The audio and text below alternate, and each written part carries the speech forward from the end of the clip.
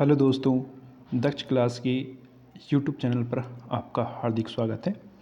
आज हम अग्निवीर से संबंधित सामान्य अध्ययन से संबंधित 20 क्वेश्चनों की एक श्रृंखला लेकर आए हैं जो आपके लक्ष्य तक पहुंचने में महत्वपूर्ण योगदान देगा। तो शुरू करते हैं इस वीडियो को। पहला क्वेश्चन है, भारतीय संविधान के किस भाग में मूल अधिकार का उल्लेख है? ऑप्शन नंबर 1 है भाग 1, ऑप्शन नंबर 2 है भाग 2, ऑप्शन नंबर 3 है भाग 3, ऑप्शन नंबर 4 है भाग 4। तो इसका सही आंसर क्या हो जाना चाहिए? इसका सही आंसर होगा आपके पास है ऑप्शन नंबर 3, यानी कि भाग 3।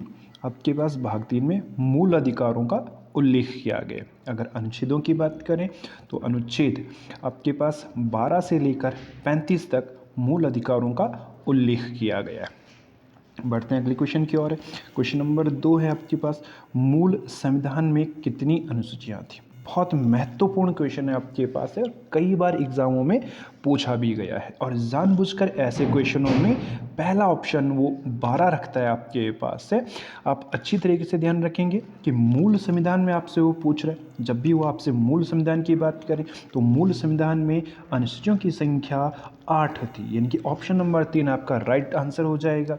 और आपको ये ध्यान रखना है कि वर्तमान में अनुसूचियों की संख्या 12 हो चुकी है, इसलिए इन क्वेश्चन में जानबूझकर वो पहला ऑप्शन हमेशा 12 बनाता है। चलिए अगले क्वेश्चन की ओर बढ़ते हैं। आपके पास है तीसरा क्वेश्चन है, जम्मू कश्मीर राज्य को केंद्र शासित प्रदेश कब घोषित किया गया था? बहुत ही महत्वपूर्ण क्वेश्चन है और कई बार ये क्वेश्चन पूछ लिया गया है आपके पास है, तो आपको अच्छी तरीके से इसको याद रखना है।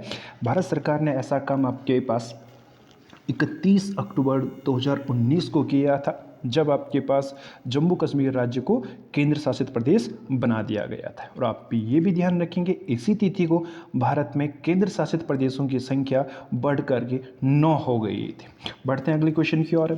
चौथा क्वेश्चन है हमारा, दिल्ली सल्तनत में कितने वंशों ने शासन किया? ऑप्शन है 4, ऑप्शन है 5, ऑप्शन है 6, ऑप्शन नंबर चौथा है 7। तो इसके राइट आंसर हो जाएगा आपके पास ऑप्शन नंबर 2, 5 वंश ने शासन किया था दिल्ली सल्तनत पर। और इसको अच्छी तरीके से याद करने का आसान तरीका है गुड़ खा तसले में।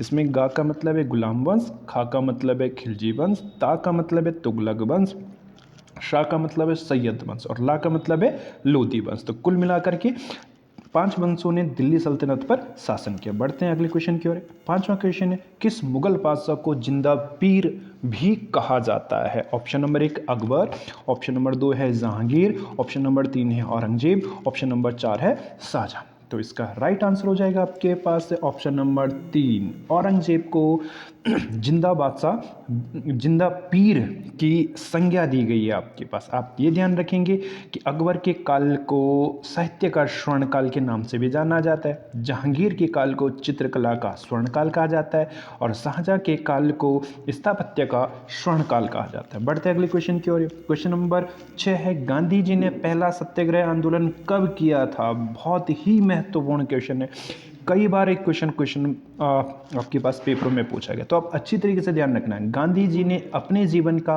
पहला सत्याग्रह वर्ष 1906 में किया था और यह सत्याग्रह उन्होंने आपके पास साउथ अफ्रीका में किया था, इसलिए अच्छी तरीके से ध्यान रखना कि पहला 1906 में हुआ था।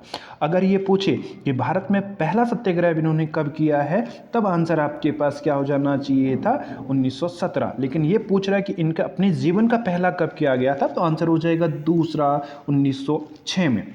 चलिए बढ़ते अगले क्वेश्चन की ओर। क्वेश्चन नंबर है 7, बहुत ही महत्वपूर्ण क्वेश्चन आपके पास पूछा गया, ब्रह्म समाज के संस्थापक थे?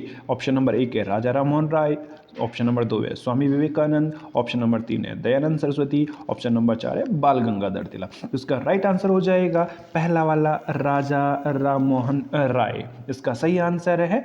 और आपके पास 1828 में इन्होंने ब्रह्म समाज की स्थापना की थी और इसी ब्रह्म समाज के माध्यम से इन्होंने भारत में जो सबसे बड़ी कुप्रथा थी सती प्रथा, उसको भी समाप्त करने में महत्वपूर्ण योगदान दिया। बढ़ते हैं अगले क्वेश्चन की ओर। 8वां क्वेश्चन है, भारत के प्रथम गवर्नर जनरल थे। Option number 1 Lord Canning, option number 2 Lord Curzon, option number 3 Lord William Bentinck, option number 4 Lord Dalhousie. तो इसका सही आंसर आपके पास हो जाएगा जी कौन सा answer, option number 3 Lord William Bentinck को बनाया गया था। आप ये ध्यान रखेंगे, एक एक्ट आया था जिसे चार्टर एक्ट कहते हैं, 1833 का हुआ था, जिसमें आपके पास प्रावधान किया गया था कि जो बंगाल का जो अंतिम गवर्नर जनरल है उसे ही भारत का पहला गवर्नर जनरल बनाया जाएगा, जो लॉर्ड विलियम बेंटिंग थे। बढ़ते हैं अगले क्वेश्चन की ओर। 9वां क्वेश्चन है, द्विराष्ट्र का सिद्धांत किसने दिया था। तो आपको ये अच्छी तरीके से ध्यान रखना है कि द्विराष्ट्र का सिद्धांत देने वाला जो व्यक्ति है यही वो द्विराष्ट्र का सिद्धांत था जिसके आधार पर बाद में भारत को 2 भागों में विभक्त किया गया। तो ऑप्शन नंबर है, पहला अली जिन्ना आपके पास है, दूसरा मोहम्मद इकबाल, तीसरा दादा भाई नौरोजी, चौथा हसन अली। तो आंसर आपके क्या होना चाहिए, ऑप्शन नंबर 2 मोहम्मद इकबाल पहले व्यक्ति थे जिन्होंने द्विराष्ट्र का सिद्धांत दिया था। ठीक है, बढ़ते हैं अगले क्वेश्चन की और 10वां क्वेश्चन है, किस मृदा को स्वतः जुताई वाली मृदा भी कहा जाता है। Option number 1 laterite, option number 2 लाल मृदा, ऑप्शन नंबर 3 काली मृदा, ऑप्शन नंबर 4 जलोढ़ मृदा। तो इसका सही आंसर क्या हो जाना चाहिए आपके पास, तो आंसर हो जाएगा तीसरा काली मृदा। और काली मृदा आपके पास किस फसल के लिए सबसे ज़्यादा लाभदायक है, तो आंसर होना चाहिए कपास की खेती के लिए। चलिए बढ़ते हैं अगले क्वेश्चन की और आपके पास अगला क्वेश्चन आपके पास है 11वां क्वेश्चन, हिमालय की उत्पत्ति किस काल में हुई। सेनोजोइक काल, मेसोजोइक काल, पैलेजोइक काल या सभी। तो आपको आंसर ध्यान रखना है, इसका आंसर हो जाएगा जी पहला सेनोजोइक काल, जिसे नवजीवन काल भी कहते हैं। तो सेनोजोइक काल के टर्सरी युग में आपके पास हिमालय की उत्पत्ति मानी जाती है। अगले क्वेश्चन की ओर बढ़ते हैं आपके पास क्वेश्चन नंबर 12 है, विश्व का सबसे लंबा बांध है। ऑप्शन नंबर 1 टिहरी बांध, ऑप्शन नंबर 2 हीराकुंड बांध, ऑप्शन नंबर 3 गोविंद सागर बांध, ऑप्शन नंबर 4 रिहंद बांध। तो इसका सही आंसर हो जाएगा आपके पास ऑप्शन नंबर 2 हीराकुंड बांध, जो महानदी पर बना है, उड़ीसा राज्य में बना हुआ है आपके पास है, और लगभग 4800 मीटर लंबा आपके पास है जी, ये रिकॉर्ड है इसका। तो अगले क्वेश्चन की ओर बढ़ते हैं आपके पास क्वेश्चन नंबर है 13, बेरिंग जल संधि किन देशों को पृथक करती है।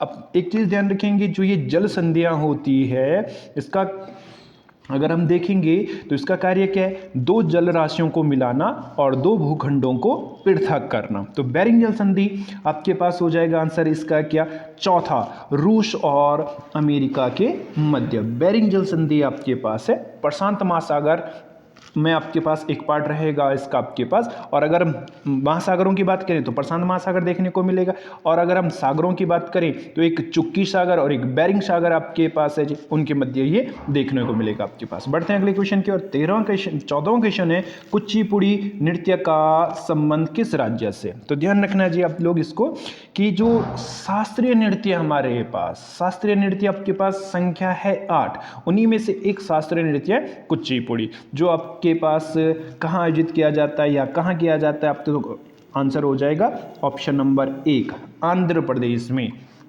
अगला क्वेश्चन है क्वेश्चन नंबर 15, सर्वाधिक घनत्व वाला ग्रह है। ऑप्शन नंबर 1 है पृथ्वी, ऑप्शन नंबर 2 है शुक्र, ऑप्शन नंबर 3 है शनि, या ऑप्शन नंबर 4 ये सभी। तो इसका सही आंसर हो जाएगा आपके पास क्या जी, ऑप्शन नंबर 1 पृथ्वी। पृथ्वी आपके पास सर्वाधिक घनत्व वाला ग्रह है, और सबसे कम घनत्व वाला कौन सा हो जाएगा जी, शनि हो जाएगा आपके पास। ठीक है, बढ़ते हैं अगले क्वेश्चन की ओर है 16वां क्वेश्चन, यूरोप का मरीज किसे कहा जाता है। ऑप्शन नंबर 1 रूस, option number 2 Britain, option number 3 तुर्की, ऑप्शन नंबर 4 इटली। तो इसका सही आंसर हो जाएगा आपके पास ऑप्शन नंबर 3 तुर्की। तो तुर्की को आपके पास यूरोप का मरीज कहा जाता है। तो अगला क्वेश्चन है आपके पास 17वां क्वेश्चन, संविधान दिवस मनाया जाता है। बहुत महत्वपूर्ण क्वेश्चन है आपके पास। ऑप्शन नंबर 1 है 26 जनवरी, ऑप्शन नंबर 2 से 26 नवंबर, ऑप्शन नंबर 3 है 26 दिसंबर, ऑप्शन 4 है 26 फरवरी। तो इसका सही आंसर हो जाना चाहिए आपके पास ऑप्शन नंबर 2 26 नवंबर को मनाया जाता है। आप ये भी ध्यान रखेंगे कि भारत का संविधान 26 नवंबर 1949 को बनकर तैयार हुआ था, जबकि भारतीय संविधान लागू हुआ था आपके पास 26 जनवरी 1950 को। तो इसलिए 26 नवंबर की डेट को याद करते हुए संविधान दिवस मनाया जाता जाता है। क्वेश्चन नंबर 18 आपके पास, भारत की सबसे लंबी नदी जिसका उद्गम हुआ मोहाना भारत में है। ये बहुत महत्वपूर्ण क्वेश्चन है जी। ऐसे क्वेश्चनों में वो जानबूझकर पहला ऑप्शन गंगा बनाएगा आपके पास, लेकिन इसका सही आंसर क्या हो जाना चाहिए? ऑप्शन नंबर 3 गोदावरी नदी, भारत में उद्गमित होने वाली और जिसका मुहाना भी भारत में, वो गोदावरी नदी है। क्वेश्चन नंबर 19 हो जाएगा, किस नदी का डेल्टा पक्षी के पंजे के आकार का है? 1 Ganga, option number 2 Amazon, option number 3 Mississippi Missouri, option number 4 niger नदी। तो इसका सही आंसर हो जाना चाहिए आपके पास कौन? ऑप्शन नंबर आपके पास 3 मिसिसिपी मिसोरी, जो अमेरिका में बहती है आपके पास। इसी जो आपके पास नदी है, इसके डेल्टा का आकार कैसा होता है? पक्षी के पंजे के समान। बढ़ते हैं 20वें क्वेश्चन की ओर आपके पास, किस देश में अंगुली के आकार की झील है? जैसे हमारी उंगलियां होती हैं, 5 फिंगर आपके पास है, वैसे फिंगर के रूप में यहाँ फैली हुई उंगलियां, झीलें हैं जी आपके पास है। तो ऑप्शन नंबर है अमेरिका, दूसरा है जापान, तीसरा है भारत, चौथा है पाकिस्तान। तो सही आंसर हो जाएगा आपके पास कौन? ऑप्शन नंबर 1 अमेरिका में ये 5 झीलें हैं, जिनमें से एक यूरोन झील है, इरी झील है आपके पास। इन सभी झीलों को मिलाकर के ये 5 झीलें महत्वपूर्ण है जो उंगली के आकार की होती है। तो ये आपके पास अमेरिका में फैली हुई है। ऐसी सारी वीडियो को देखने के लिए आप हमारे चैनल को सब्सक्राइब कीजिए, लाइक कीजिए और शेयर कीजिए और हमारे साथ बने रहिए। हम आपकी सफलता में जितना योगदान दे सकेंगे इस ऑनलाइन प्लेटफॉर्म के माध्यम से देंगे। धन्यवाद।